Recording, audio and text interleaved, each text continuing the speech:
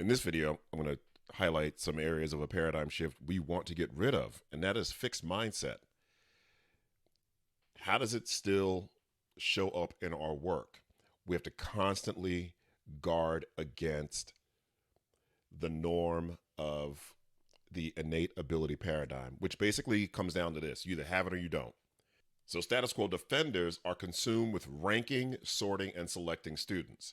One of the pieces of action research I like to cite is by Dr. Jeff Howard out of New York City, the Efficacy Institute. And he talked with dozens and dozens, hundreds of educators. He told the educators there are 10 students. You know nothing about their backgrounds. You know nothing about their academic history. You know nothing about their ethnicity, their culture, or where they're from. And he wanted to know, what are the first impressions that come to mind? What are some of the initial thoughts educators have when we see 10 students we know nothing about? And over time, he picked up on a pattern, and here was the pattern. Out of 10 kids, figured there got to be two VSs, two very smart kids in that group.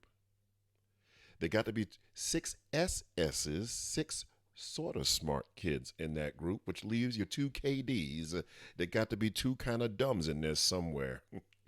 And it's not funny, and I know you're probably offended by that, thinking we don't say dumb at our school. I know, you got all sorts of like space shuttle names or Marvel characters. Basically, this is the innate ability paradigm, that has grown out of what I call the bell-shaped curse, where we see 10 kids and we just assume there's got to be a high group in there somewhere. There's got to be an average group in there. And of course, you got to have a low group, or at my school we call them low babies, because that takes the sting off of low. As soon as we predetermine, we start ranking, sorting, and selecting kids, we are chipping away.